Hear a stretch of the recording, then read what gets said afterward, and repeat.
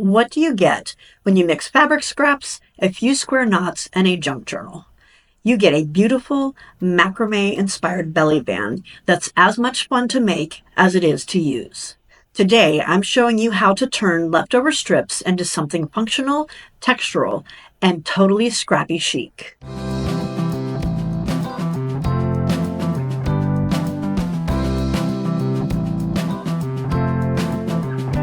Hi, it's time once again for coffee, crafting, and cats with the Ginger Cat Lady. I'm Pam, and Harley, well, he's still at home in California, and I'm still in Australia. So today we're getting naughty with fabric scraps because K is for knotted fabric. I'm making a macrame style belly band for my junk journal, and it's a lot easier than you think. It's your not so average belly band. Okay, enough of the puns. Let me get this cleared off and get our fabric and other materials together, and we will get started. So I'm starting by folding a strip of 350 GSM watercolor paper in half. This is going to serve as the anchor bar for our belly band. I chose this thickness of paper because it's going to give me a much stronger base to tie all my knots to, and it's nice and sturdy for gluing into my journal later. Next up, fabric strips.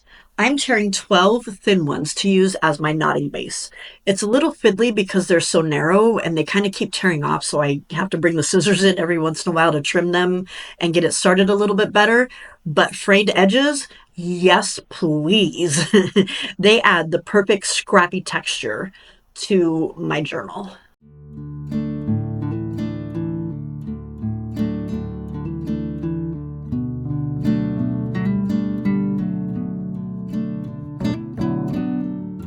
Once those strips are torn, I'm going to glue them to the front of my folded cardstock strip.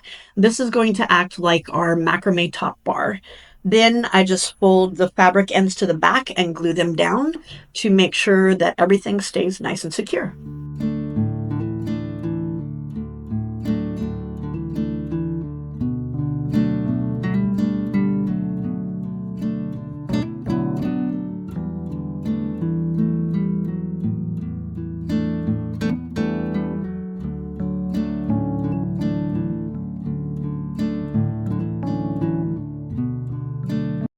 And now it's time to get knotty.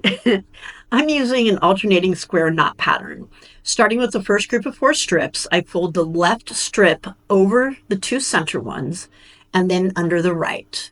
Then the right strip goes under the 2 middle strips and up through that loop. Then pull it tight while you hold onto the center strips.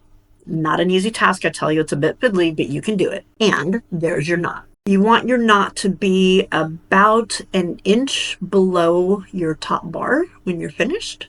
And now I'm going to repeat the same knot starting on the right side this time, with the right going over the center and under the left, and then the left going under and over. And this creates the full square knot and gives it that classic macrame look. Then I do the same thing with the middle group of 4.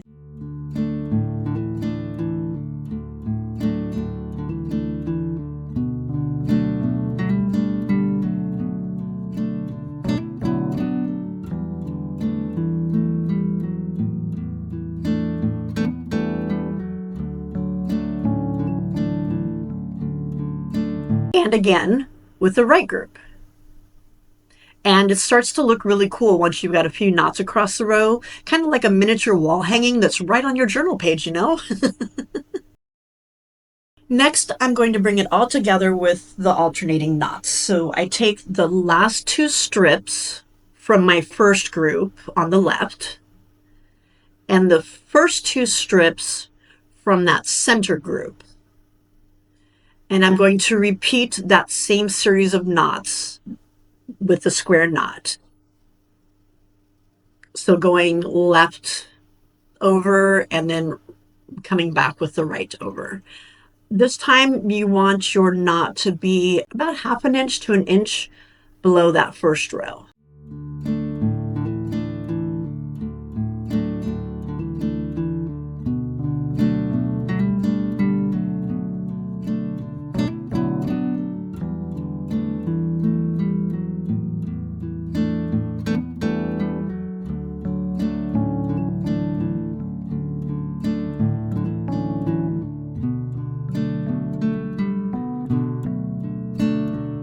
And then I'll repeat that between the center and right groups. This connects the rows and gives that classic diamond macrame pattern.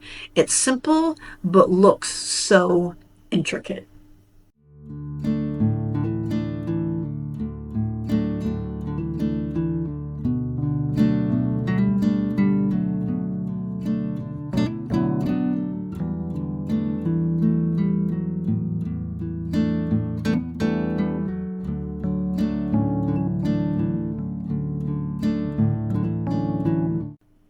And once that's completed, I keep repeating those two steps, horizontal row, then diagonal connections until I run out of strips.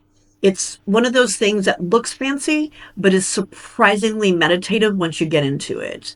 Now, I'm going to go ahead and finish the rest of this off camera because no one needs to watch me tie knots for 10 more minutes. Am I right? So to finish it off, I folded and glued another strip of cardstock for that bottom anchor, same as we did at the top. Then I glued all the fabric ends down, folded them over, and then trimmed off any extra threads and extra strips of fabric that are too long to give it a nice clean edge. Now all we need to do is install this beauty into my journal. I'm gluing the top anchor to the top of my journal page, and then we will go ahead and glue that bottom anchor to the bottom of the page. Oh, no Harley sightings today. He's still living his best life at home, but we did have a guest crafter stop by. That's my grandson, Ezra. Very curious about the pin from my glue. Apparently, shiny things that wiggle are irresistible to human children as well. All right, back to finishing up this belly band, just gluing down that last bit. And we are almost done. It's officially a belly band. And that's a wrap on today's naughty little adventure. I absolutely love how this macrame belly band turned out.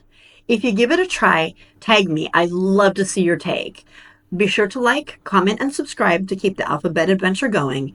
And, as always, may your scraps be endless and your glue never run dry. See you in the next one. Bye.